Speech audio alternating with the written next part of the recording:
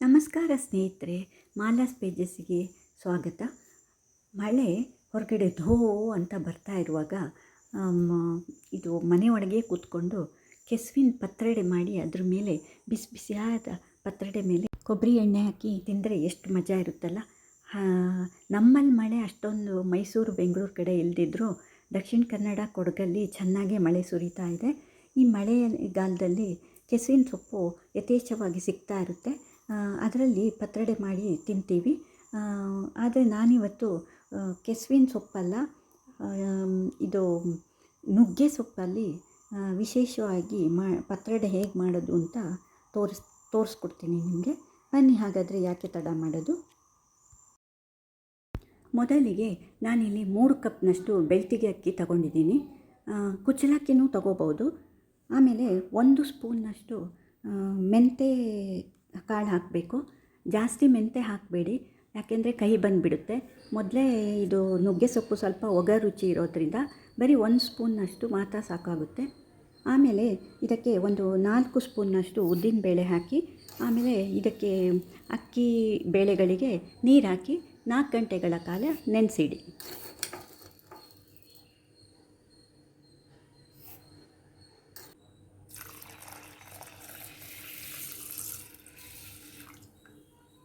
ನೆನೆಸಿಟ್ಟಿರೋ ಅಕ್ಕಿ ಬೇಳೆಗಳನ್ನು ಚೆನ್ನಾಗಿ ವಾಶ್ ಮಾಡಿ ಮಿಕ್ಸಿ ಜಾರಿಗೆ ಹಾಕ್ಕೊಳ್ಳೋಣ. ಆಮೇಲೆ ಇದಕ್ಕೊಂದು 10 ರಿಂದ 12 ಒಣಮೆಣಸಿನ್ಕಾಯಿ ಹಸಿಯಾಗಿ ಹಾಕಿ ಫ್ರೈ ಮಾಡೋದೇನೂ ಬೇಡ. ಆಮೇಲೆ ಒಂದು 2 ರಿಂದ 3 ಸ್ಪೂನ್ನಷ್ಟು ಇದು ಕೊತ್ತಂಬರಿ ಹಸಿಯಾಗಿ ಹಾಕಿ, ಎಲ್ಲ ಹಸಿಯಾಗಿ ಹಾಕ್ಕೊಳ್ಳೋದು. ಅದಾದಮೇಲೆ 1 ಸ್ಪೂನ್ನಷ್ಟು ಜೀರಿಗೆ ಹಾಕಿ,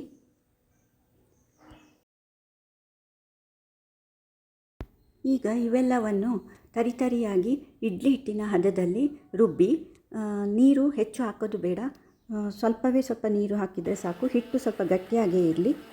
ಬೇಕಂದರೆ ಒಂದು ಸಣ್ಣ ಪೀಸು ಬೆಲ್ಲವನ್ನು ಸೇರಿಸ್ಬೋದು, ಸಿಹಿ ಇಷ್ಟಪಡೋರು.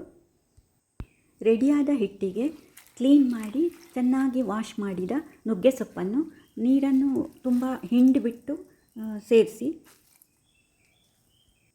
ನುಗ್ಗೆ ಸೊಪ್ಪು ಸ್ವಲ್ಪ ಜಾಸ್ತಿನೇ ಇರಲಿ, ಯಾಕೆಂದರೆ ಸೊಪ್ಪು ಬೆಂದಾಗ ತುಂಬ ಕ್ವಾಂಟಿಟಿ ಕಡಿಮೆ ಆಗುತ್ತೆ. ಅದಕ್ಕೆ ಸ್ವಲ್ಪ ಜಾಸ್ತಿ ಕ್ವಾಂಟಿಟಿನೇ ತಗೊಳ್ಳಿ. ಆಮೇಲೆ ಇದಕ್ಕೆ ಅರ್ಧ ಕಡಿ ತೆಂಗಿನ ತುರಿಯನ್ನು, ಹಸಿ ತೆಂಗಿನ ತುರಿಯನ್ನು ಸೇರಿಸಿ, ರುಚಿಗೆ ತಕ್ಕಷ್ಟು ಉಪ್ಪನ್ನು ಹಾಕಿ, ಒಂದು ಅರ್ಧದಿಂದ 3/4 ಚಮಚ ಅರಿಶಿನ ಪುಡಿ ಹಾಕಿ, ಈ ಎಲ್ಲ ಮಿಶ್ರಣವನ್ನು ಚೆನ್ನಾಗಿ ಮಿಕ್ಸ್ ಮಾಡಿ, ಎಲ್ಲ ವಸ್ತುಗಳು ಸೇರುವಂತೆ ಮಿಕ್ಸ್ ಮಾಡಿ ಪಕ್ಕಕ್ಕಿಡಿ.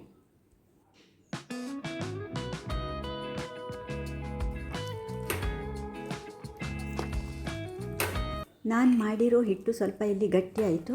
ಇದಕ್ಕೆ ಸ್ವಲ್ಪ ನೀರು ಸೇರಿಸ್ತೀನಿ ನಾನು. ಆಮೇಲೆ ಮತ್ತೆ ಮಿಕ್ಸ್ ಮಾಡಿ ಇಡ್ತೀನಿ.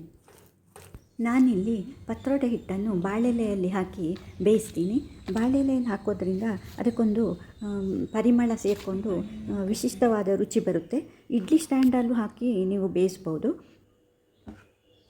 ಬಾಳೆ ಎಲೆಯನ್ನು ಸ್ವಲ್ಪ ಸಣ್ಣದಾಗಿ ಪೀಸ್ ಮಾಡಿ ಒಲೆ ಮೇಲಿಟ್ಟು ಬಾಡಿಸ್ಕೊತಾ ಇದ್ದೀನಿ.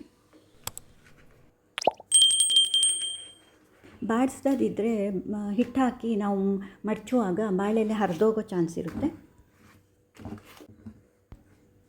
ನೋಡಿ, ಹೀಗೆ ಎರಡೂ ಸೈಡು ಬೆಂಕಿ ಮೇಲೆ ಇಟ್ಟು ಸ್ವಲ್ಪ ಬಾಡಿಸ್ಕೊಳ್ಳಿ.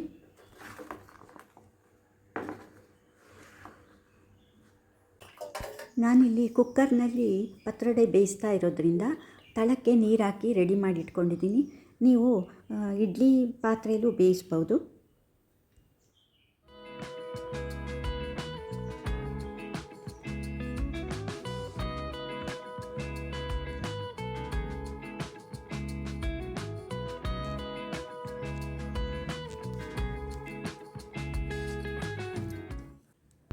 ಸ್ನೇಹಿತರೆ, ಬಾಡಿಸಿದ ಬಾಳೆ ಎಲೆ ಮೇಲೆ ನಾವೇನು ಪತ್ರೊಡೆ ಹಿಟ್ಟು ಮಾಡಿಟ್ಟಿದ್ದೀವಲ್ಲ, ಅದನ್ನು ಒಂದೊಂದೇ ಸೌಟು ಅಥವಾ ಸ್ವಲ್ಪ ನಿಮ್ಗೆ ಎಷ್ಟು ಬೇಕೋ ಅಷ್ಟು ಸ್ವಲ್ಪ ಹಾಕಿ ಅದನ್ನು ಈ ರೀತಿಯಾಗಿ ಮಡಚಿ ಕುಕ್ಕರ್ನಲ್ಲಿ ಇಟ್ಟ ಪಾತ್ರೆಯೊಳಗೆ ಒಂದೊಂದೇ ಇಡ್ತಾ ಬನ್ನಿ. ಸುತ್ತಲೂ ಇಡ್ತಾ ಬನ್ನಿ, ಒಂದ್ರ ಮೇಲೆ ಎಲ್ಲ ಇಡಬೇಡಿ, ಆವಾಗ ಬೇಯಲಿಕ್ಕೆ ಕಷ್ಟ ಆಗುತ್ತೆ. ಈ ಎಲ್ಲ ತಿಂಡಿ ಮಾಡೋದು ಸ್ವಲ್ಪ ನಾಜೂಕಿನ ಕೆಲಸ. ನಮ್ಮ ಅಜ್ಜಿಯರೆಲ್ಲ ಎಷ್ಟು ಕಷ್ಟಪಟ್ಟು ಮಾಡ್ತಾ ಇದ್ರಲ್ಲ. ಅದನ್ನು ನಾವು ಬಿಡುವಿನ ವೇಳೆಯಲ್ಲಾದರೂ ಮಾಡಿ ಉಳಿಸ್ಕೋಬೇಕಲ್ಲ ಸ್ನೇಹಿತರೆ.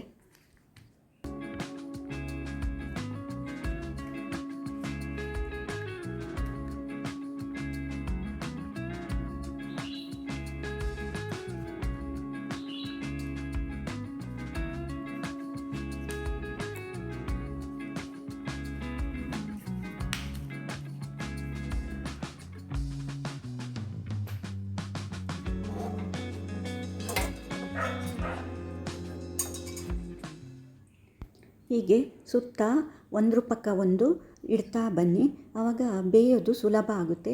ಹಿಟ್ಟು ಒಳಗಿನಿಂದ ಬೇಯಬೇಕಲ್ಲ, ನಾವು ಬಾಳೆಲೆಯಲ್ಲಿ ಬೇರೆ ಸುತ್ತಿ ಇಟ್ಟಿದ್ದೀವಲ್ಲ, ಅದಕ್ಕೆ ಪಕ್ಕ ಪಕ್ಕ ಇಡ್ತಾ ಬನ್ನಿ.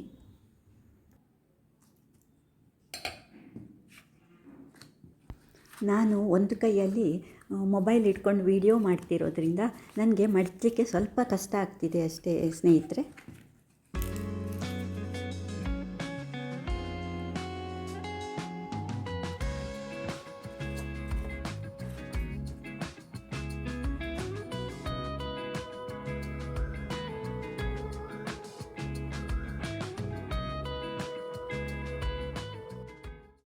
ಈಗ ಹಿಟ್ಟೆಲ್ಲ ಬಾಳೆಲೆಗೆ ಹಾಕಿ ಮಡಚಿ ಕುಕ್ಕರಲ್ಲಿ ಇಟ್ಟಿದ್ದಾಯಿತು. ಕುಕ್ಕರ್ ಮುಚ್ಚೋಣ.